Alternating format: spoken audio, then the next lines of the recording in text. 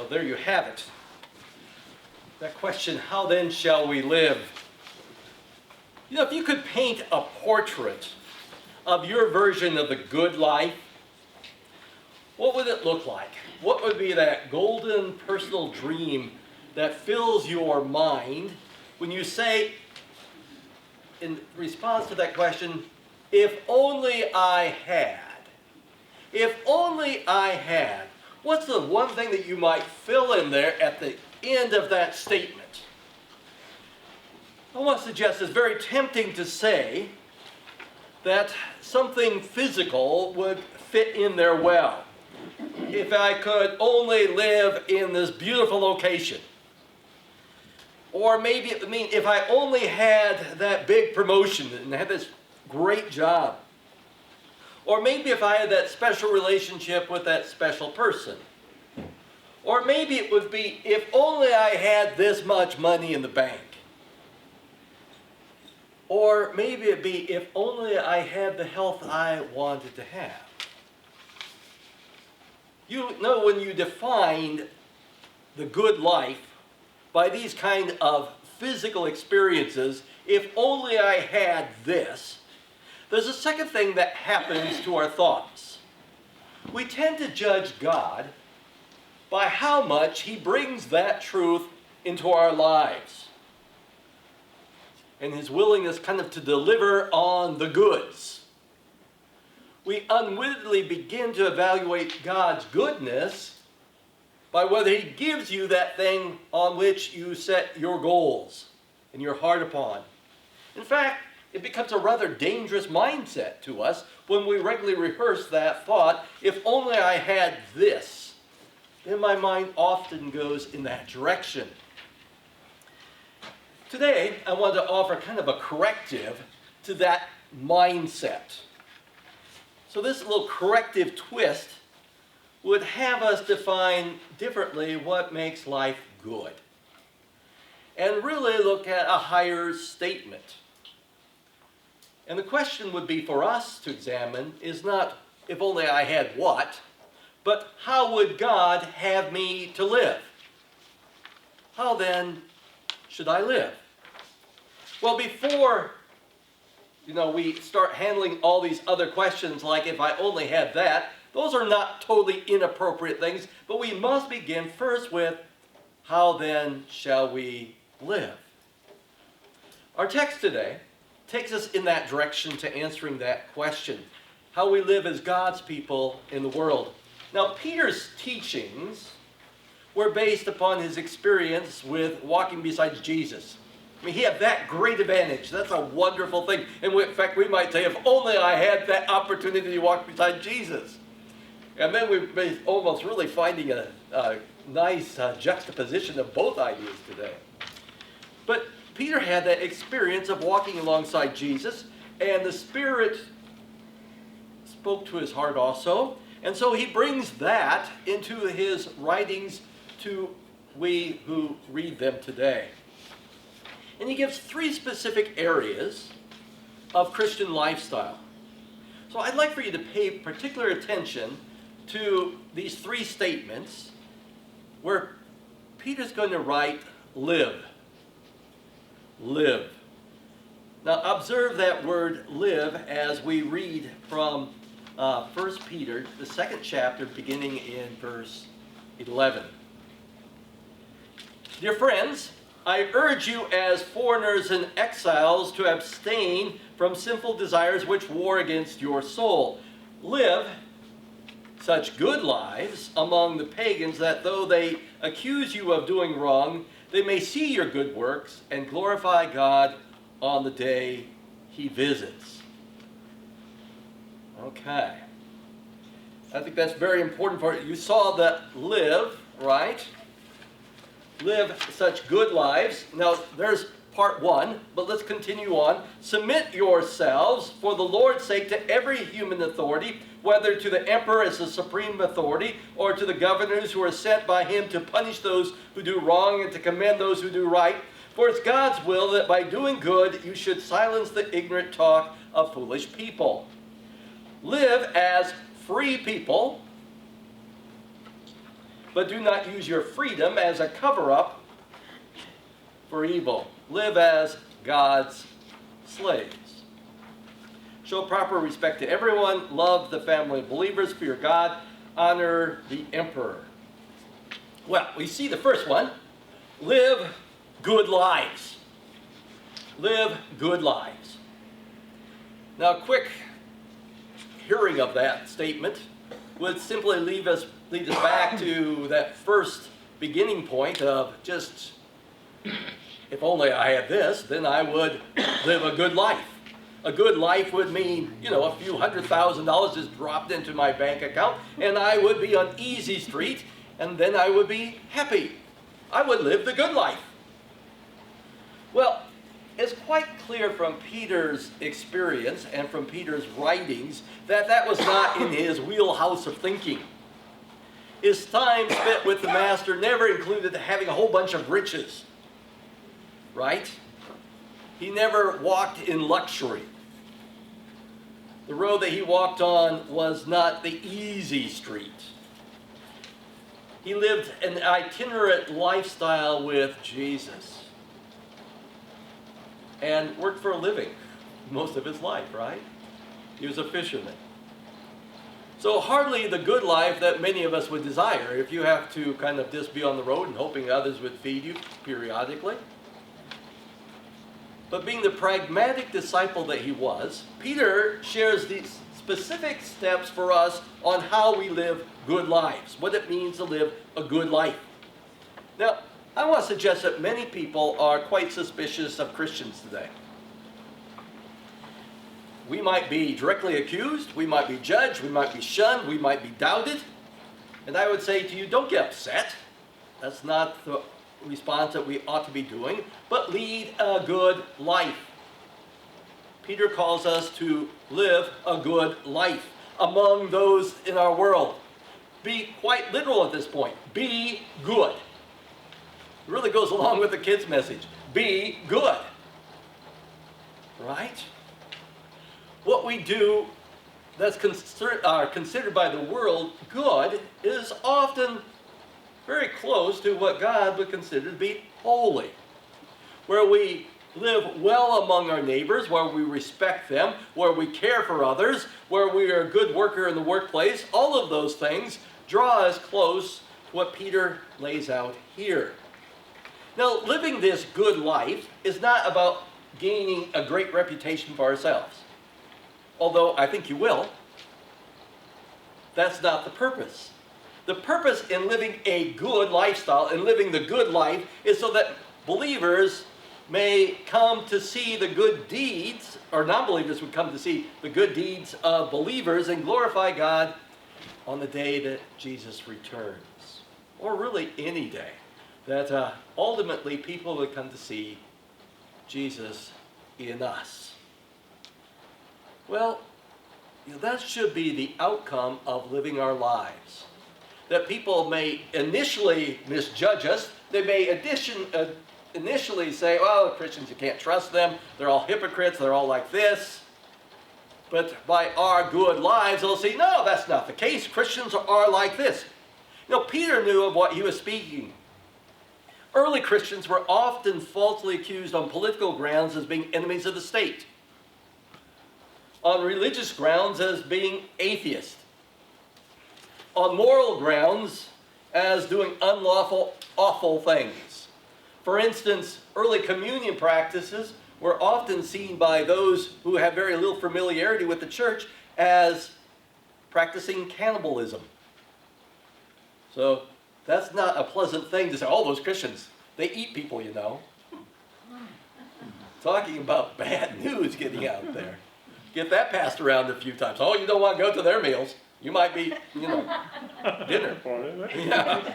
So Peter urges Christians to live in such a way that these false accusations get countered by such good living. We're not to argue our way out of it, tweet our way out of it, slam people on Facebook out of it. We are to live our way out of it. As Jesus says, let your light so shine before men that they may see your good works and glorify your Father in heaven. See, Peter's right in line with what Jesus taught.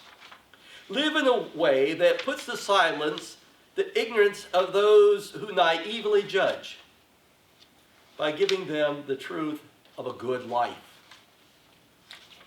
Now, we see the effect often in our lives. At least I experienced it in my life. I have to admit there are some Christians who simply amaze me. And they humble me.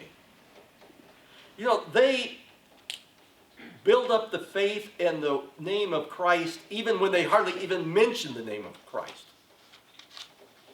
You know, and I think sometimes they are very unsophisticated theologically. And they're really kind of, you know, one of those areas where they're practicing some things that some of us wouldn't do necessarily on rather ethical, moral grounds. Perhaps we wouldn't do it.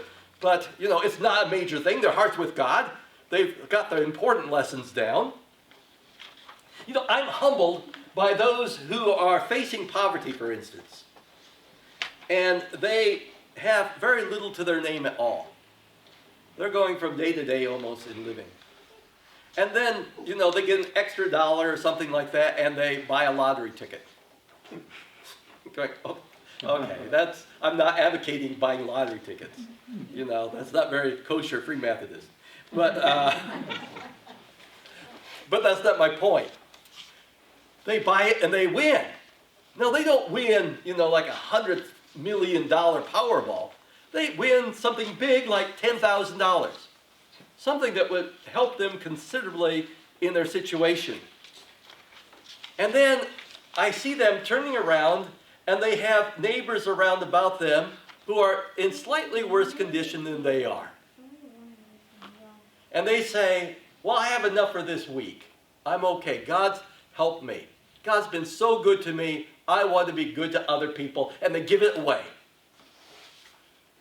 I go, wow. That's amazing love for other people.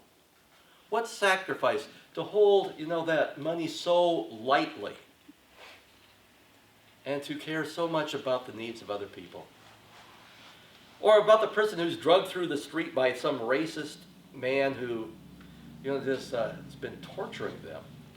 And they turn around and forgive the guy because Jesus forgave her. And you just want to hear more. You want to hear more from that person. You know, they're really taking that thought out there. Let your light shine so that the world may see your good works and glorify your Father in heaven. And I say, Lord, increase their number. And begin with me, please. You know, I want to live in such a way that God would be glorified. That someone would say, wow, what's different about their life that they would make decisions like this, that they'd be so generous in their love, so compassionate for the needs of other people. That's living a good life that people notice. We should also note here that when Peter talks about living this good life, he includes the witness of being submissive. That's a toughie. Living a good life includes being submissive. Submit yourself for the Lord's sake to every human authority. Respect others, he says here, right? And he goes on to say how serious he's about this in verses 18 through 20. So if you look at that section, verse 18, slaves, in reverent fear of God, submit yourselves to your masters, not only to those who are good and considerate, but also to those who are harsh. For it's commendable if someone bears up under the pain of unjust suffering because they are conscious of God. But how is it to your credit if you receive a beating for doing wrong and endure it? But if you suffer for doing good and you endure it, this is commendable before God. Wow. Now, Peter's not condoning harshness by masters or saying slavery is a good deal or saying suffering for suffering's sake is a good thing. But he's talking to those who rise up and over their suffering with God's help. When they rise above their circumstance even in horrendous ways or in horrendous times, they bring tribute to God. Well, I want to say, I think being submissive is an act that's foreign to many of us. It's a hard thing to do because we often equate it with acts of weakness, don't we? We only submit because we have to. We gave up. You know, I'm not going to win. Might as well take the least of this I have to. I'll just give in. And what a weakling I am for doing it. But that's not the case biblically. There's nothing gained in that type of approach to simply give in because we have no choice. Biblical submission begins with submitting to God. We render and yield to God our will and His plan for our lives. We let His plan become our plan. Then submission becomes a voluntary attitude of giving in, putting others first, obeying. So the act of submitting to the authority of other people. Like to a government, we pay taxes. We vote. We respect our leaders, institutions. We get along with other people. We do our civic duties. We're responsible to one another in the society. That's what we do. And when things come in conflict with God's law, ultimately we obey God. That's pretty clear teaching. And much has been said about all of that by many at different times. But I would like to submit to you that living as a good person, as a witness, is something that's very deep within the Christian spirit. Jesus taught this in Matthew chapter 5. You'll remember the story, hopefully. It's part of the Sermon on the Mount, where Jesus said, "And whoever shall force you to go 1 mile, go with him 2." Remember that text? You see, Roman soldiers could force citizens of Israel, or really any foreigner, to carry their backpacks for 1 mile. That practice began with Cyrus the Great, who was the Persian king, because he invented the postal system. So carrying the mail required a lot of work over distances, right? You just didn't put it on a plane or train. It had to be carried for the most part. So the postal system depended upon couriers with these big packs carrying them. So they could force anyone to carry the big bulk for 1 mile, but only 1 mile. Well, the Romans adopted that system for the military to keep their soldiers from being too worn out. So they would take their heavy backpacks, which weighed about 66 pounds apparently, and Roman soldiers could compel any Jew to carry their backpack for 1 mile. And that's pretty easy in that time because all the Roman roads had clear markers every mile, just like the interstate system. We know how far things are on Roman roads. So if someone refused to do it, they would be flogged. There wasn't much choice. And there's very little credit if you just simply gave in because you didn't want to be beat.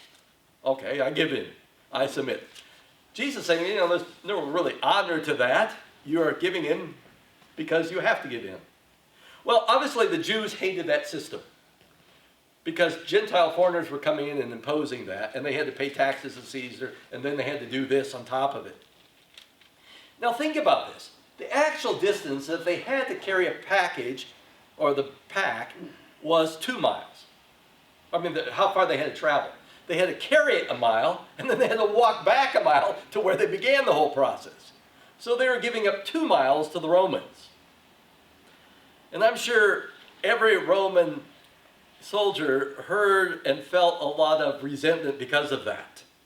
Now Jesus comes along here and says, not only do I want you to carry it 1 mile, I want you to carry it an extra mile, which was actually to travel 4 miles, 2 miles there and 2 miles back, and do it without complaining. Now, we don't carry Roman backpacks anymore, thankfully, but the principle still applies to every area of our lives today. In our relationships, at home, at school, at our jobs, it's out there. So a Roman soldier would say to a Christian, "Hey, you, carry my pack."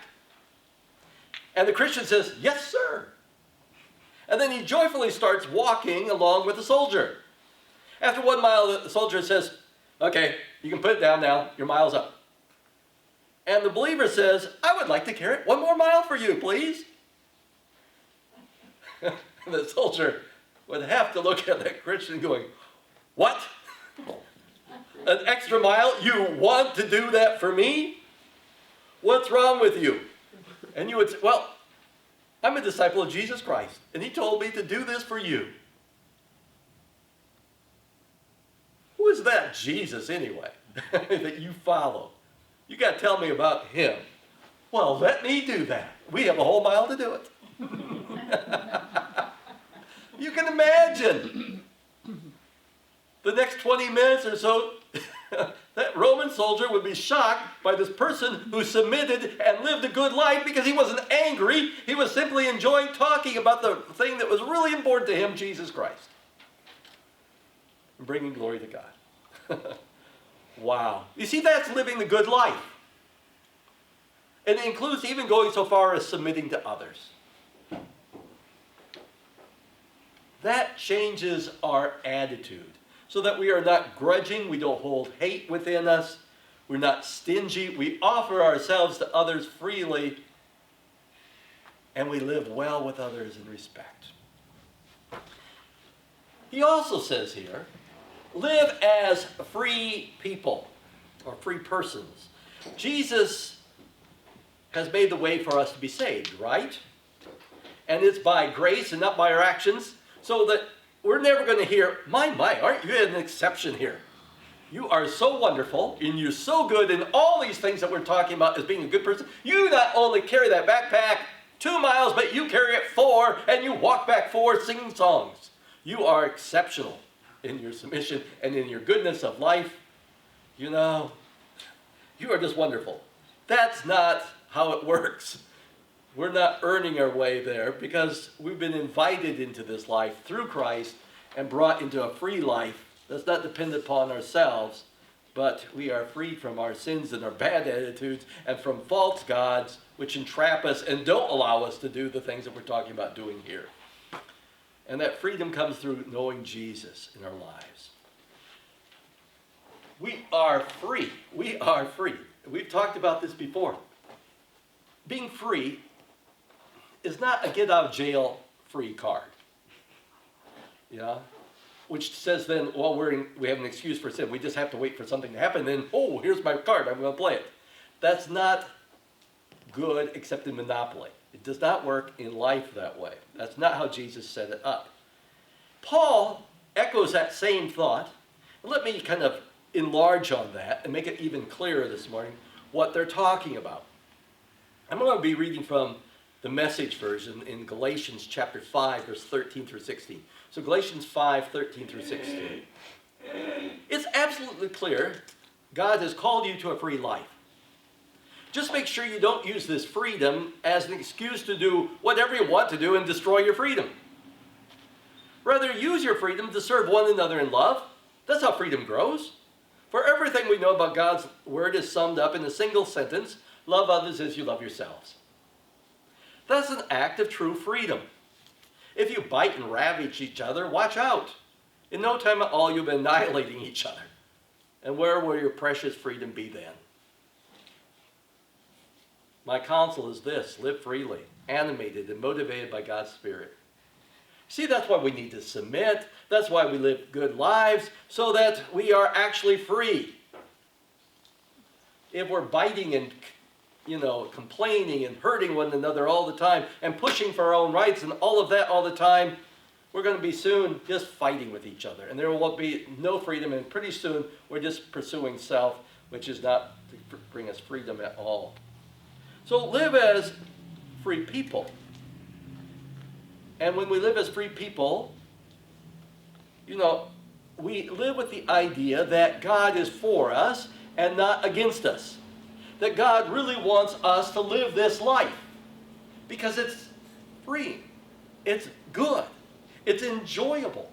See, God is not hiding behind some corner waiting to pounce out and grab you and say, no, no, no.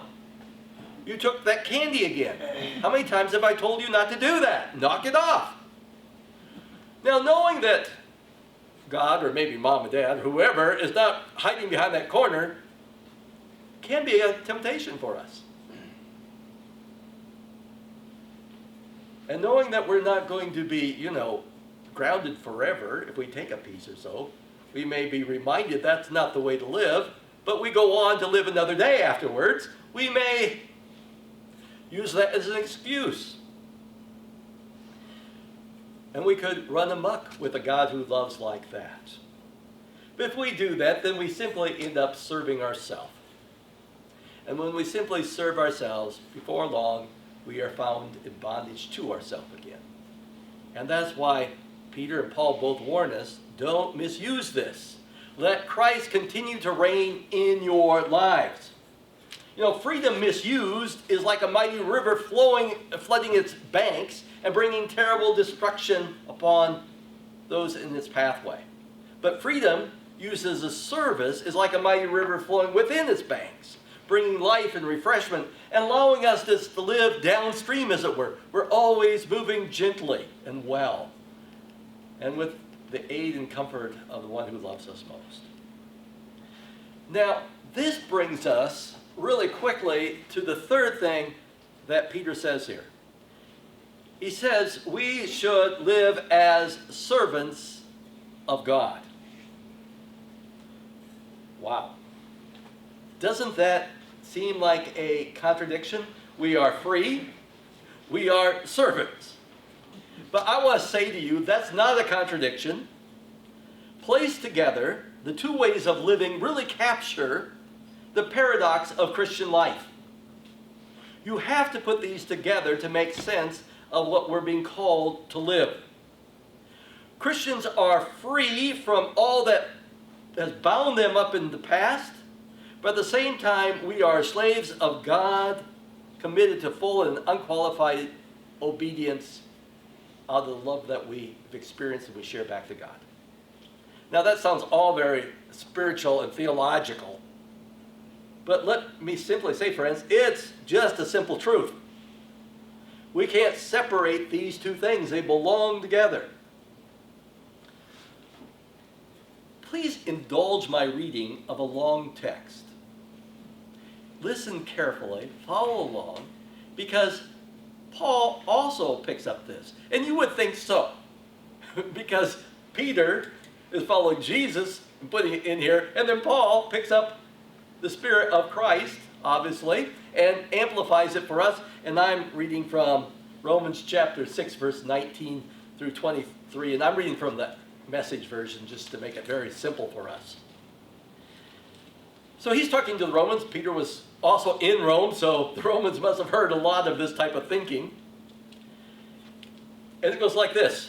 I'm using this freedom language. Remember, that's where we began. You're free. Because it's easy to picture.